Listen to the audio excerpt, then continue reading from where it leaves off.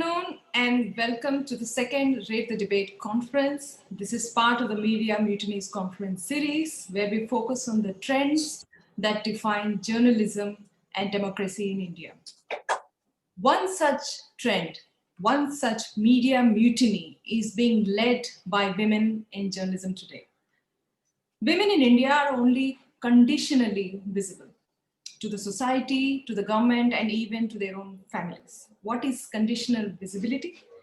Their visibility is subject to the women being obedient to the rules and the structures designed to subjugate them.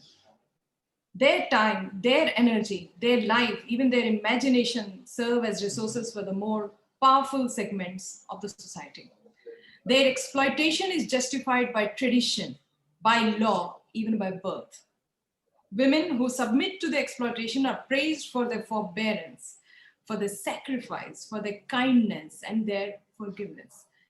Not only they are the upholders of honor and virtue, they are also fully responsible for any loss of stature they may suffer. Therefore, women, in many different ways, are incentivized to remain invisible. It should not have been easy for any individual, government, or society to get away with such exploitation of one half of the population. Why didn't the women rise up in revolt? Where are the revolutions led by women, which demanded freedom, which demanded visibility? Why haven't the women across history leave the unequal spaces and rebel against the unequal laws? Okay. The silence of the woman reveals the extent of her subjugation and the power of those who control her. It also reveals that the world cannot be equal, at least not without a fight. The few such fights are the moments that have led to political rights like equal voting, equal representation, but these have come only after the woman voter demonstrated that she has a mind of her own. It was a small success and not often repeated in other fields. For instance, the fight for equal pay in India must begin with rural India, where women are regularly and routinely paid less than men working in agricultural activities. The list of the battles of the contemporary woman is long. Equal opportunity, entrepreneurship, finance, property, legal rights, property rights, education, health, even nutrition. Women live without these rights and also without respect, security, and fair play. Every day, women fall prey while they are going home from work or going to college to study or even just staying at home. No government has ever promised that it would resign from power if there is even one more rape in India. No election was fought on the assurance that there will be action taken against administrators if they discriminate against women in jobs, in loans, in seats. No social boycott has ever happened of families that take dowry, or those who don't allow their daughters to study, or those who don't allow their daughters to return home if their marriages fail. The freedom movement, it appears to me, had only freed one half of the population from colonization. The other half, the women, are yet to be free.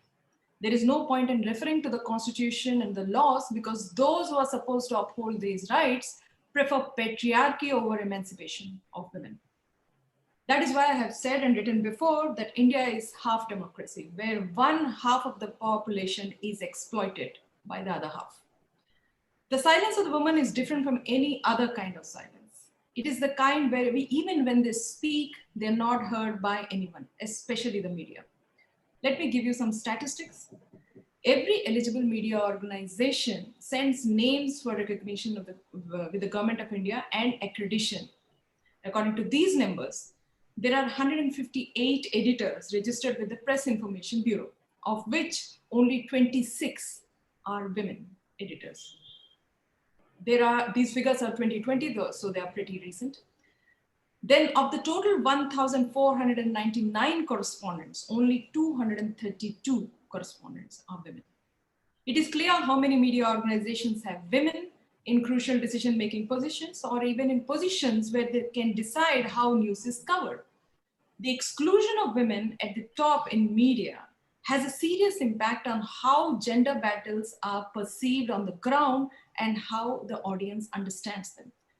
A few factors why this exclusion happens. One, the top positions of media houses are usually business positions and are occupied by those who run the business of news. Men outnumber women in this segment basically because of the traditional control over finances. Two, the editorial decision makers are collaborators in profit making, and women are outliers in this. Three, the coverage of news must fit the larger scheme dictated by business, where gender topics are seen as soft issues. Four, and most importantly, women are associated with silence even in some workplaces. Their voice must remain so low so that it can be neglected. A woman who must be heard is dangerous for regressive organizations, just as she is for regressive societies. Mainstream media has traditionally, and as a habit, pushed out women from hierarchies. We will discuss how in one of the sessions today. Women were forced to occupy non-mainstream spaces like digital media and have excelled. We will discuss how digital has become the new mainstream in another session. And when women cover historic events like farmers' protests, they bring the perspective that can only be understood by the exploited and those who fight back. We will discuss that too in another session, this conference. In the end, and once again, let me welcome you all to this Media Mutinies Conference series by Rate the Debate, ahead of the International Women's Day. Rate the Debate has, for the past 7 months, developed research-based structures which will help reform Indian media, including the Media Trial Index, the Anchor Report Cards, and Anchor Language Analysis. In this conference, I hope we chart the course towards making media more inclusive and responsive to women.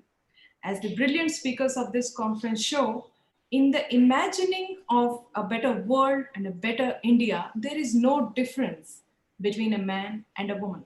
After all, one half of every person is a woman.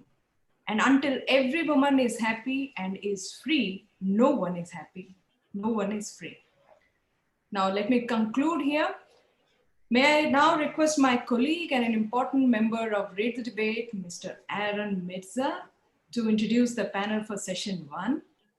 The discussion will be simultaneously available and live streaming through Twitter, Facebook, and YouTube. The recordings will be available on all Rate the Debate social media platforms. In the audience, we are joined by students, media persons, lawyers, academicians, among others. The conversation can be bilingual, and I shall leave it to the panelists to decide. Thank you and enjoy the conference. Over to you, Aaron. Thank you very much, Dr. Kota Nilima. I think you highlighted the essence of why we are doing this conference and how it is significantly important for all of us who are present here as panelists, as organizers, or even as the audience. It is a matter of pride and privilege for me to be introducing today's distinguished panel of session 1 of the Rate the Debate Media Mutinies Conference series. The theme of this conference is Role of Women and New Journalism. In the first panel, we would largely be dealing with women in digital media beyond glass ceilings. In this panel, we are joined by Mr. Abhigyan Prakash, who is a national icon and a change leader.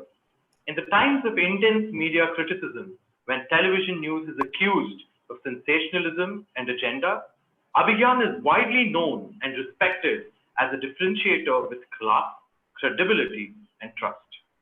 Currently, he is the senior editorial consultant of ABP Network, its national expert and creator of a critically acclaimed show, Parivartan.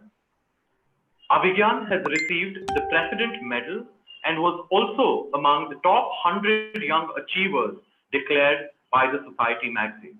On behalf of the Rate the Debate team, it is a matter of great pride and privilege for us to be welcoming you, sir. Thank you for being here. Thank you. I would also love to take the opportunity of welcoming Sakshi Joshi. Sakshi Joshi has started her career from a regional channel and has been associated with BBC, Network 18, India TV, and News 24 in the past. Recently, Sakshi quit the mainstream media and started her own digital platform on YouTube and Facebook.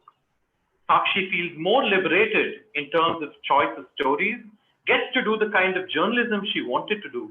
She has covered farmers' agitation to student issues. Sakshi believes very soon digital journalism will take over mainstream news if mainstream news continues bending in front of the establishment. Thank you very much, Sakshi ma'am, for being a part of this panel amidst your busy schedule wherein you're covering the elections in Bengal. We genuinely appreciate it. Thank you so much, Aaron. Thank you. And I really love being here for the second time now. Thank you, Kota Nilima. Pleasure's all ours, ma'am. Thank you so much. I take immense pleasure and privilege in welcoming another stalwart who's amidst us, Seema Chishti ma'am. Seema Chishti ma'am is a writer-journalist based in Delhi. She's been a multimedia journalist, having worked in print, radio, and television in English and in Hindi since 1990. Seema ma'am was the editor in Delhi for BBC and the deputy editor for the Indian Express. She's the co-author of the book, Note by Note, The India Story, 1947 to 2017, which is a history of independent India from 1947 to 2017, told alongside the sound of Hindi film music for each of the years. Her endeavor remains to tease out, untie, and then help interpret the many strands of change in a large and diverse country like India. Ma'am, it is indeed a matter of privilege for us to have you amidst us. Thank you very much for very gracefully accepting our invitation to be a part of this panel. Thank you, Arun, and thank you, Nilima, for thinking of me. I would also like to take this opportunity to introduce the thematic question of this session, subsequent to which I'll be handing over the session to Abhigyan sir to begin the session. So the thematic question that we have for this session, which would last until 2 o'clock, where the last 10 minutes would be reserved for question and answers from the audience, is as follows. Women in digital media beyond glass ceilings. Mainstream media, by excluding women from powerful roles, has pushed them to the digital space where they have excelled. And now, digital is the new mainstream. With this as our thematic premise, I now open the floor to Abhigyan sir, Seema ma'am, and Sakshi ma'am to take forward the group discussion. Thank you. Can I start? Thank you so much. Heartfelt thanks. And something I've said always in my life, and I maintain it. It's been years, nothing to do with journalism or any other walk of life. Women are superior to men. So men somehow just fail to understand that. So I think this is gone for too long now. There's space, whatever. That'll all naturally happen. It's happening. But they are basically very superior to men. So let's first accept that and then move on to any walk of life, any work in life, and appreciate them, compliment them, and enjoy working for them. There's no need to look any other which way. I personally, because I've been associated with an organization for a very long time, so where I've seen really women excel. So when Kota ji read out the numbers, it was very disappointing, but I've also seen, and it's so proud moment for all of us in any walk of life, as I said, for women to do well. They need to do much better. A lot of people say that, but I really don't draw any comparators because I simply know and understand this. Yes, as in when they get an opportunity, they're faster to outsmart and outdo men at their work. Two very important points I'd want to quickly start, and then I'll be waiting to listen to old reporter friend Seema Chishti, and of course Sakshi, whose work I see on social media very actively. Thank God, social media is the new mainstream media versus digital. I think these lines are going to get blurred further very soon. I traveled across Uttar Pradesh in 2019 elections for almost 3.5 months. and did a digital series, while I was doing my little bit with television as well. And I understood the impact of it. So you will also can understand the impact of it, which is why the government is so now worried that, how do we also control this? Because digital essentially is worldwide creating a space of cross communication, and wherein lot of new perspectives are coming in. Television has almost now occupied a space shamelessly and very sadly, where it is, I will tell you and you listen to me, period. So there's no way, I don't care about your views. In fact, I used to joke with a lot of people recently. I think some television channel toyed with the idea of spokesperson becoming anchors. I think time has come. Anchors can go and campaign for their political parties. Your mail said rate the debate. I got very curious because the first thing I wanted to know that where is the debate? So nowadays in television, when you have a system where there are 4 windows, out of which there are 2 anchor shows now, essentially. One is the anchor from the ruling side, and one is the spokesperson from the ruling side. And there is also one journalist, so-called, in which in this category I'll also be pushed by people in criticism, who's some sort of a senior journalist. So, which often makes me feel when you're out of work, you're called senior journalist on TV, Varish Patrakar. So this Varish Patrakar is also mainly representing one side. Now the combination is largely of the ruling side because they are dominant in television at the moment, and we all know that now. These are not new things I'm telling any one of you. So out of 4 people, 3 are on one side. You understand, Kotaji? So I don't know how are you managing to rate the debate, because I frankly want to know where is the debate for you to rate it. So all of a sudden, digital opens up a new space of cross communication. I'll also get you multiple views. I'll also get you other views, and you don't have to sit and watch a 1 hour. Actually, it's not a program. It's also very factually nowadays incorrect to say.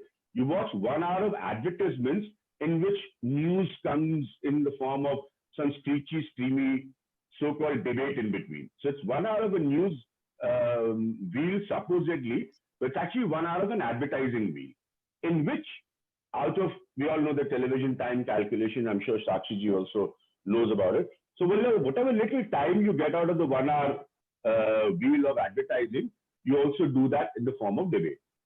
Second point, I'm becoming more and more clear of it, and I'm very happy about it, always been. I don't think much of a distinction now needs to be made or discussed. I really see such brilliant reportage I've seen over the years from female colleagues in this profession, both in terms of writing, both in terms of reporting, also hosting, also presenting. So I really don't know. Yes, the hierarchy systems are still not in the right place, because as we know, salesmen become CEOs, sales guys end up. Very good point, Kotaji, you mentioned, because it's all eventually linked to economic. How much money can you get for the organization and run it? But there are also women CEOs. So we need to celebrate that as well. As far as newsroom politics is concerned, we all know how those who've never done journalism in their life or reporting in their life, or gone to any front lines, or gone to any big Kisan protests like Sakshi Joshi recently did, they end up being editors, and they actually tell reporters what to do and how to do. And also not just that, they also tell the reporters what editorial lines to take, because they spend more time in the organization playing better news organization politics. So they are they're better equipped to kill a journalist. It doesn't matter whether you're a male or female. So these people naturally have risen faster. They've risen much higher. They've played much better newsroom politics, and as and when needed, sabotage people's careers. So this also, again, I see no distinction here. To be very bluntly honest, they do it to everyone. But despite all that, there is, yes, a lot of input that is coming out, which I feel brilliant. Just to conclude, I have to finish a book for HarperCollins probably by the end of this year on Uttar Pradesh, because the elections are there early next year. And so much research I'm going through. Yes, it's so true that when you read a piece written by a lady journalist or a female reporter, and I'm feeling very uncomfortable even saying all this because I make no more, for me, there's no distinction. They're just absolutely brilliant. So I don't even see how do I put it across. So yes, there is a new perspective to it always. You know, there's always a new way of looking at it. There's also always a new way of also looking at events or politics or day-to-day politics. Women have done so brilliantly well in Indian politics. Obviously, their way of looking at things could also be very different. I think time has come. My humble submission and request. I don't know. I don't like the words glass ceiling, and I think this is done brilliantly well. Far, far better. I'm absolutely certain they will do, and they do add a new dimension. So I'm not very comfortable. I beg your pardon, but I'm not very comfortable still to go on with this, you know, women. And yes, there are problems, but they've really outdone themselves in a lot of ways and faced those problems and yet risen to positions, yet fought for their positions, and yet also proven time and again that there's no differentiator, if so, whatever. That's my opening comments. Thank you, Abhigyan. That was a wide and a very deep look at journalism, the way we are looking at today, from the past and where it's probably going. May I get Sakshi's view on this? Are we differentiating in a way that it is not doing justice to the excellence of the women reporting and the kind of struggles they have put up? I must say that we, every one of us who has been associated with the media, are here because of the struggles the earlier generation of women journalists have put up and the path they have shown. So how do you see, Sakshi ji, that struggle? Is it still continuing? Has it got easier? And is it necessary to look at women journalists separately? As Abhigyan ji so well put, there is a separate perspective in which I think women look at every issue, including the farmers' protest, on which we have a session later in the day. So your views, please. Yeah, I do agree, Nilima, that women do, look at certain things with different perspective. But I don't like the feeling, the way people look at women journalists. I mean, this particular term, like women journalists, this is what really makes me feel really sad and unfortunate. Because a journalist is a journalist, just like a journalist doesn't have his religion, just like a journalist doesn't have a caste. Why does a journalist have a gender? एक ये महिला पत्रकार, मुझे तो इससे सुनने में ही आपत्ति होती है. So people start rating that, so many women journalists are doing this. अबे यार, आप हमको please सभी के साथ rate कर दो, please. आप हमको एक साथ ही बोल दो कि जी सबके साथ. आप मुझे भले ही आप 10th position पे ला दो, but my competition should not be only with the women, but also with the other people in the same fraternity.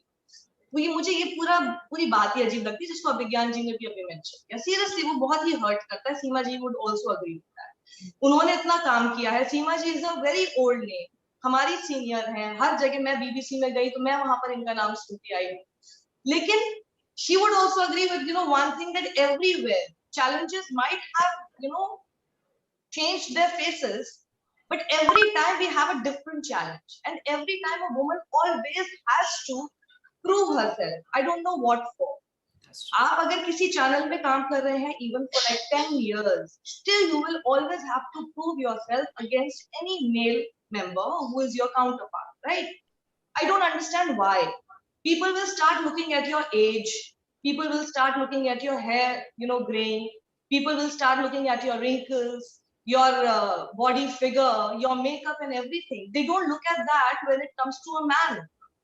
And the basic terminology that is being used, even if, I'm reporting something and the other person is not liking my reporting, that's okay. And the other person is not agreeing with my, style of reporting, that's okay. But he will not be commenting on the facts or on my report. He will only be, noticing how many gray hair I have or he will just start, just addressing me like auntie. So auntie is a word that he will start using for a woman just to malign her, just to make her feel कि उसको बहुत बुरा लग रहा है. So I would just like to make it very clear to people, listen, it doesn't hurt us anymore now. हम लोग बहुत आगे हो चुके हैं उससे. We've actually crossed that glass ceiling that you're talking about. We actually laugh at this. And we love showing our gray hair to you. We love showing it. And it's up to me whether I want to do a makeup or I don't want to do it. Nobody is going to judge me on that. So the issue is that मेरी reporting, my work is not judged. But how the way I look, have I gone fat or have I lost weight or do I have a gray hair in my, in my pictures or, wherever I'm reporting, all that is, that is what really matters to people. That is what I think challenge is today for us. Yeah. Earlier, Nilima ji, let me be very honest, I've always had male counterparts or even seniors, bosses who always respected and given that space that a woman should get. I have never had that, experience where I would say कि मुझे आगे नहीं बढ़ने दिया या मुझे रोक दिया गया. कभी-कभार yes, I do feel कि हाँ हो सकता है had I been a man or had I been a guy, I would have been given more chances. But then that's okay. I'm okay with it, whatever I've done, because I think that I have always made space for myself. I've always thought that, okay, now my growth is very limited here. So I have another choices and I should just go ahead. But the thing is that why am I not allowed to go and cover farmers' protest only because you feel that a woman can't go there, or maybe, she will give a different perspective to the whole thing, which we can't, because, I've seen that women, somehow we are not ready to listen to the editorial line. I don't know why is it so. Maybe we are born rebellions or what, but we are not ready to listen to any instructions given to us. We will only go see, report what we see. That is it. Nobody can just tell us that what you're supposed to do, what you're not supposed to do. So let me be very honest. Had I been into mainstream, news media right now, I wouldn't have been able to cover farmers' protests, and I wouldn't have been sitting here in Kolkata and West Bengal covering the elections. I'm very confident about this. I wouldn't have been sent because they know that whatever line they're going to tell me or ask me to cover, I will not be doing that. I will be doing whatever I'm seeing. So this is something I really feel that every time I have been snatched away from those chances, yes, but I have no regrets because I've got to learn a lot also from the people around me, from whatever experiences I've had. And whenever I thought that my growth has been limited, I've always crossed that and I've just, made my own path. So I'm happy. I'm just happy in these 16 years of my career.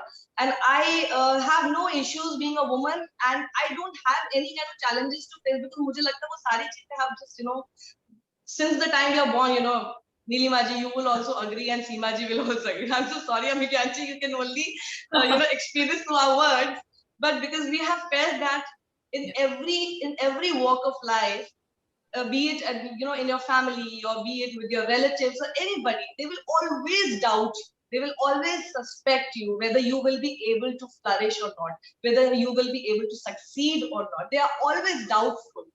And this is what really makes us so happy that we always try to prove them wrong. So this is my whole idea. I just want to prove the world wrong every time. So wonderful. This is what I live on. Wonderful. Beautifully put, Sakshi ji, as always. So well put.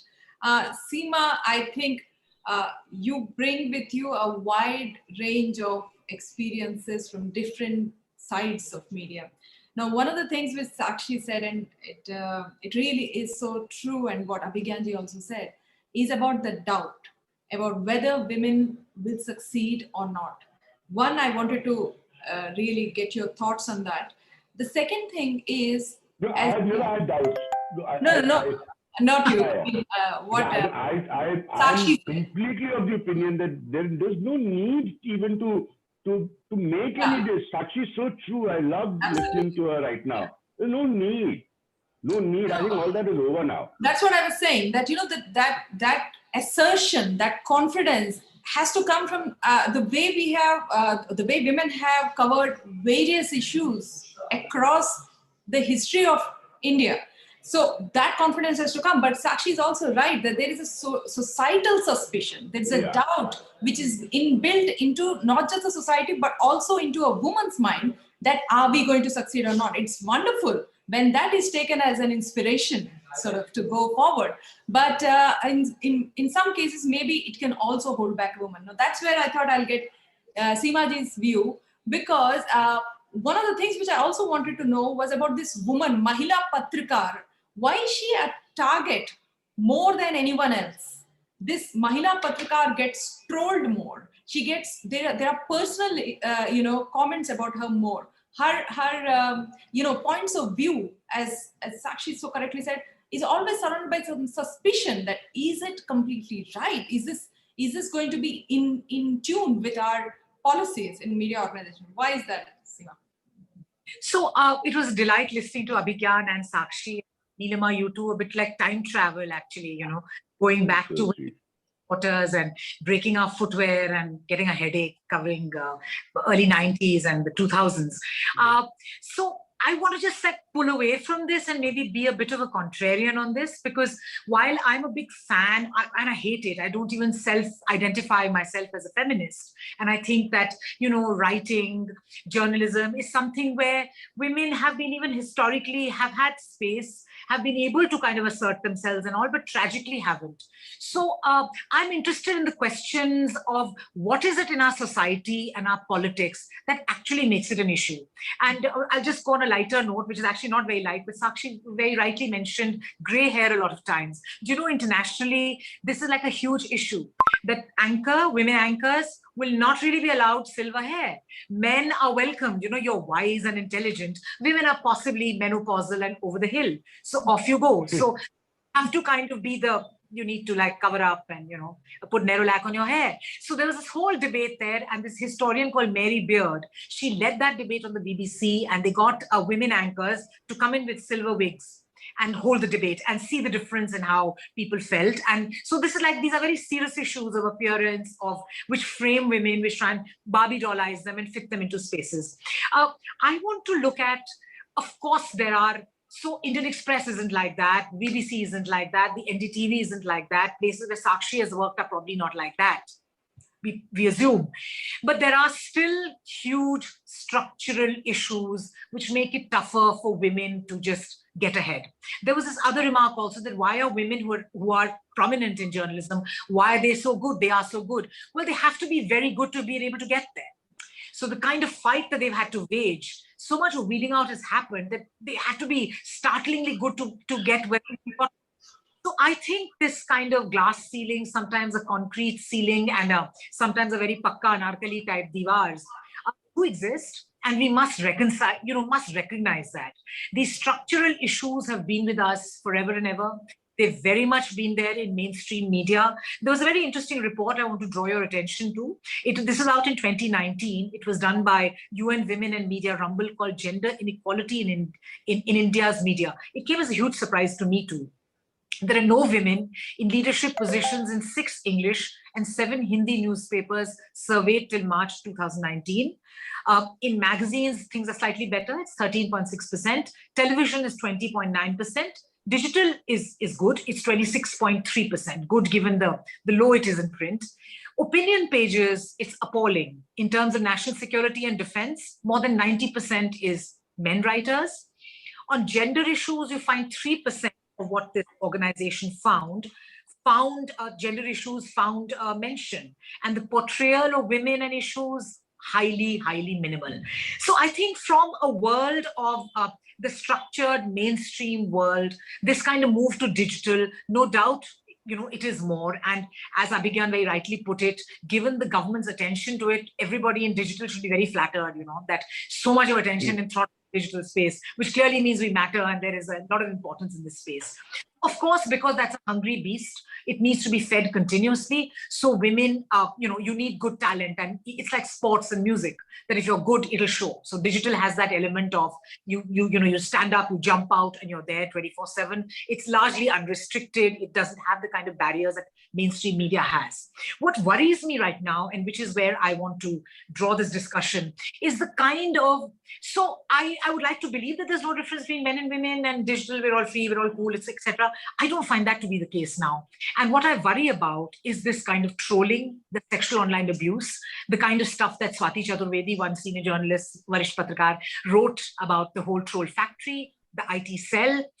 What worries me is about the gendered abuse that women get. Maa behan galis are routine. Their looks are commented upon. They are told, people like any voices, whether you have, even Rana Ayub having pornography put out so coolly, which is not to say that just the Janta is doing it. But I want people in power. I wonder at the kind of politics that is allowing this to happen. So what worries me is that patriarchy is very deeply ingrained in a lot of the politics that is dominant today. So even if there will be women who will be talking about it, but it's like this whole mother-in-law syndrome that you say, ki bhai, lekin saas ne bahu ko jala diya. Because, very often it's not enough to just be represented, but you operate your patriarchy through women in those positions. So I worry about the kind of politics that does not say enough is enough. So I would want people to not be followed by prominent leaders. I don't want those trolls, people who give rape threats, death threats, etc., to women with a very, very sexualized hate angle. So what worries me is the kind of the zeitgeist, the spirit of the times, which is now even getting into digital. So for reasons of the pandemic, for a whole lot of other reasons, there has been an overt kind of movement towards digital. So if now even in digital, you're going to have structural reasons plus other reasons of politics that promote patriarchy, that promote hate, which want women to be in their place. कि आप अपनी जगह पे रहें, या आप passion discuss करें, the so-called softer issue. You talk soft, we won't discuss your issues, and it's okay. You agree with us, then you're fine. So I think we're positioned at a fairly dangerous space where it's not just structural issues, but the new politics, which is dominant, which is very aggressive, which wants to put several people in their space. And women are one. So I agree. Not just a Mahila Patrikar, I'm a Patrikar in and I have a caste, I have a religion, I have a non-religion, I have an economic status. But I think all of that is now beginning to bite in this whole silencing business we're seeing. And women are very likely to get hit the hardest because all the other things you get massive gender abuse, which can be very, very, it can be very unnerving. I think it would be very difficult if I was a 25-year-old in today's time. I totally agree. I think you bring it to something. Yeah, very important point, especially on the digital space and the kind of personalization which happens against women. Yes, Abhigyan, you were saying. Yeah, totally. Everyone has to be in the same voice on this issue, as Seema said. I just explained it to you with a lot of my traveling in the last few years, and particularly to small places all across UP. What is happening and why it is so disturbing what Seema is saying is literally जैसे मोहल्ले में होता था कि लड़के खड़े होकर कोई लड़की निकलती थी तो बदतमीजी करते थे या सीटी बजाते थे या उसको छेड़ने की कोशिश करते थे, जिसके खिलाफ स्वाभाविक इस मुल्क में आजाद देश है, इसमें कानून बने हैं, उसको इन लोगों ने किसी न किसी तरह के बढ़ावा पाकर, किसी न किसी तरह का सर पे हाथ आकर इन लोगों ने उसको सोशल मीडिया पे ले आया है वो बिहेवियर को। जी बिल्कुल। And which is startling। और उसके खिलाफ मैं तो I am hardly active on Twitter, मुझे तो समझ में नहीं आता कि वहां पर इसका इस्तेमाल क्या हो रहा है। तो इतनी बुरी तरह से टारगेट करने की कोशिश करते हैं कि वो उन मोहल्लों के सीन से भी कहीं ज्यादा गंदा बनाने की कोशिश करते हैं। और सच में सीमा सो ट्रू, कोई इफेक्टिव रोक उसकी अभी तक नहीं नजर आती और इत्मीनान से किया जाता है। And they just get away from being individual, from being abusive, from really putting someone down. At least पुराने जमाने में गली मोहल्ले में कोई बड़े बुजुर्ग भी होते थे, चार चाचा ताऊ होते थे जो घर से निकल कर आते थे, ये भाई क्या बदतमीजी कर रहे हो। ट्विटर पे तो वो भी नहीं अवेलेबल है। ट्विटर पे तो जो चाचा ताऊ अभिज्ञान जी कम से कम उनके चेहरे तो थे, कम से कम वो सामने तो छेड़ते थे। ये तो सब फेसलेस हैं। They don't even have the guts to come and say उनका चेहरा क्या दिखता है, उनकी आइडेंटिटी क्या है। वो तो फिर भी मुझे लगता है रिस्पेक्ट कर रहे होंगे लोग। साक्षी जी, if we go on this, then someone might say कि डिजिटल स्पेस को फिर रेस्ट्रिक्ट करिए, फिर उस पे रूल्स बनाइए ताकि ये सारे नहीं हो। तो वहाँ होगा क्या कि हो सकता है these kind of elements don't get controlled, but the free speech issue might get seriously under threat. What do you say, Sakshi? Because free speech is something different. No, I mean, digital space, the restricted digital space might eventually affect that also. See, digital page, say if I'm on YouTube and I'm just, streaming live right now, and there is a particular, I do enter certain galis that I think that they will be giving me, और उसको keyword की तरह मैंने डाल दिया, so वो लोग mute हो जाते हैं, उन लोगों का comment नहीं आता. I'm just saying कि ये सारी चीजें, all these digital spaces have done something about it, but it's not about controlling. It's about giving them, encouraging them. Basically, they are encouraging. The issue is कि social media पर या Twitter पर जो character assassination होता है वो बहुत targeted उन फीमेल्स का होता है या उन एक्टिविस्ट का होता है, उन जर्नलिस्ट का होता है जो कि एस्टैब्लिशमेंट को क्वेश्चन भी कर रहे हैं या जो because I have faced many kind of trolling. Let me be very honest, चाहे कांग्रेस हो, चाहे आम आदमी पार्टी हो, बीजेपी हो, सब हो. I have faced every kind of trolling from all these people. But let me be very honest, and I say this everywhere. The kind of trolling BJP does is just beyond any imagination. The level that they go to is like completely gutter level. Right. None of the other people do that. So उसमें क्या होता है?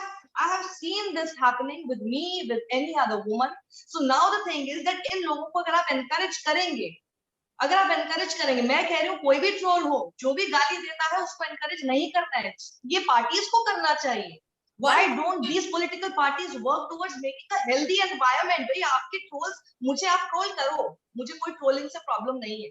आप मुझे भी criticize कर सकते हैं. आप मुझे facts पे कीजिए ना, मुझे कोई problem नहीं. पर ये कहना, देखिए मोटी हो गई है, देखिए बाल तेरे सफेद हो रहे, मेकअप को लगा के आ जाती है, या फिर कैरेक्टर असैसिनेशन करेंगे, sorry, that is completely gutter level. That means you have nothing in your head. Yeah, we have a huge stream of questions आपके लिए भी, साक्षी जी, अभिज्ञान and सीमा जी के लिए भी. Before I get to that, before I ask Aaron to start curating the questions, Seema ji, I just wanted to ask you something about this personalization of women journalists.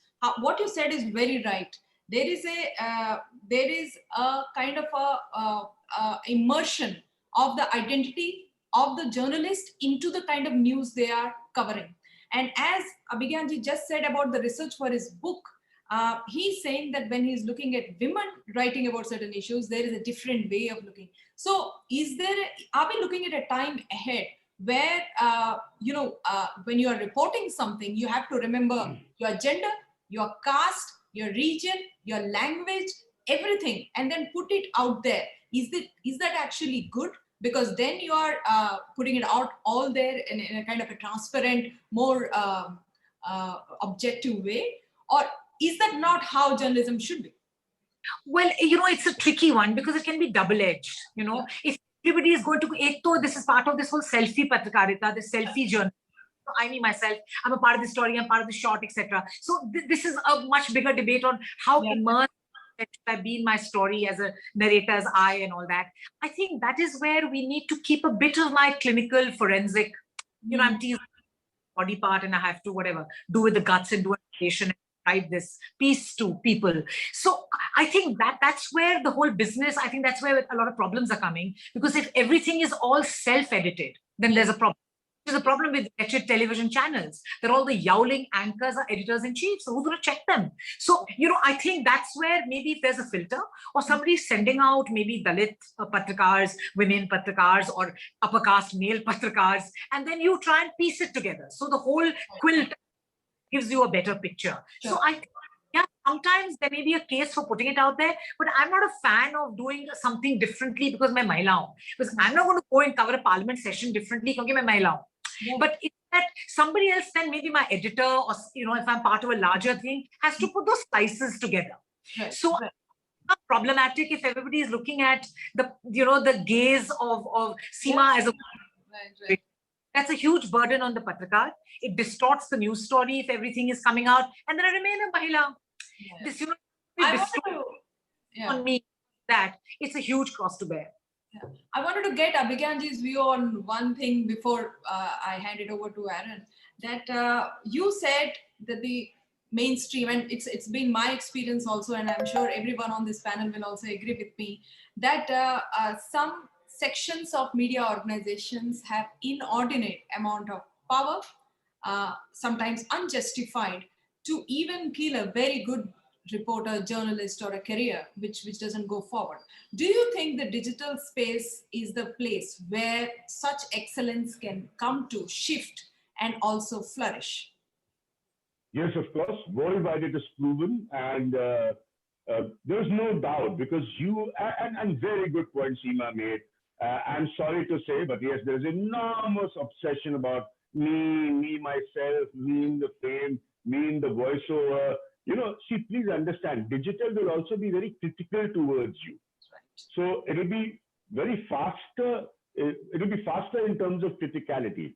So whatever you feel has been left off, whatever you feel has by newsroom politicians not been allowed for you to do, because how much politics happen in news organizations. Right. Digital can be the space that you can go out and express yourself whichever way you want, and also find new formulas of storytelling. There's no need to be different or anything, but you can also find new ways of telling the same story, because you will not have that sort of a control over your product, your content product, which is in conflict with whatever your organization wants to do. So you can most certainly excel and also do something which you feel a little more freer, if I will be honest. So that happens. But I'll just come back to one point because it's been very disturbing, and seriously, I've spoken about it both in India and outside. The way I don't even know if in any other country women journalists are targeted like this. And there's Sakshi Joshi is absolutely correct. There's a design, there is a promotion, there is a backing being given so that you can go ahead. But also understand, and which is the point that needs to be made, politicians also die for the vote of women. Now, this is where the bloody contradiction is. Their supporters will come on the social media and abuse you for literally taking a line which they may not be very happy. And you also want their vote. So these politicians also have to be questioned. That please understand, it's great fun. You're actually trying to demolish someone's individuality, identity. And then to the same women, you will design schemes and come out with soft so that you end up getting their votes. So this is such a facade that is developing in the digital era that sometimes I fail to understand that why are we going around tom-tomming this digital India, changing India? You are not even ready to change some basic contours of your behavior.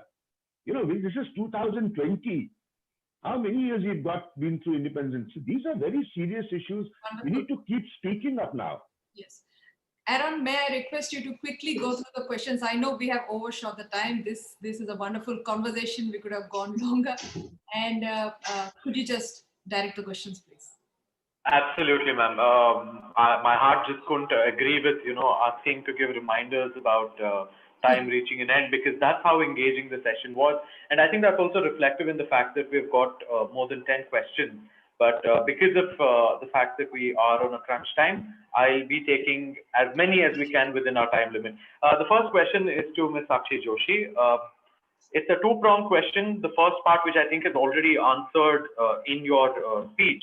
The question that has been put out is, do women journalists in digital spaces enjoy freedom and get more respect than they do in mainstream media? Is the rise of... Yeah, the subsequent part of it is the rise of digital media an outcome of gender bias in mainstream media, and should it be regulated? No, I don't think, the way I have moved to digital space is the outcome of any gender bias. I will not put it like that. Just like Seema ji said, I'm not that feminist kind of feminist. I'm just, I'm very happy being with other male members also of the same fraternity. They're also doing very well. And I'm also doing very well. But the thing is that I am here because, yes, I did not enjoy that freedom that I think that as a journalist I would have. So I don't want to rate myself as a woman journalist, but yes, my journalism was hampered in the mainstream media. So that is the reason that I'm coming to digital, and the kind of stories I've done, since August, because August was the time when I launched my digital platform. Since then, I have done certain things which I thought that, mainstream media would not be giving so much of importance to it, and I got to do that. And had I been a part of them, I would have still not gone that much. So I will not make it as a, gender biased. Fair enough, ma'am. What about the question about digital media being regulated? Should it be regulated? See, digital media का हल्का सा regulation अगर जरूरी है तो मुझे उसमें कोई problem नहीं है. Only if there is, and this if is a very big if. Only if it is regulated without any biases. Now, seeing what is happening on the social media like Twitter and any other platform, we see Kapil Mishra roaming around very freely. We see so many people who have been, doing every kind of stuff that should, they should not be doing or saying, but they are not even touched just because they belong to the ruling party. So, seeing the whole track record, Sambit Patra, Amit Malviya, dono ke tweet, I think pure India mein, they are the only people whose tweets have been marked as manipulated media. So still, they had the guts to stay with the same tweet. Had it been us, हमको delete करना पड़ता या फिर हमको कितना trolling होगा. So this biasness जब होगा, then I have issues with those guidelines because guidelines ला कौन रहा है, same party की सरकार. So that is the place where I have issues. Otherwise, guidelines लाने में, उसको follow करने में हम लोगों को कोई problem नहीं है. I have been a part of mainstream media 16 साल, वहां पर भी guidelines ही चलती हैं. उस guidelines में हम लोग काम कर चुके हैं. तो guidelines is not something that we should be scared of. It's only the biasness that we need to be scared. Thank you very much, ma'am. I think that did address both parts of the question. Seema ma'am, we'll move forward.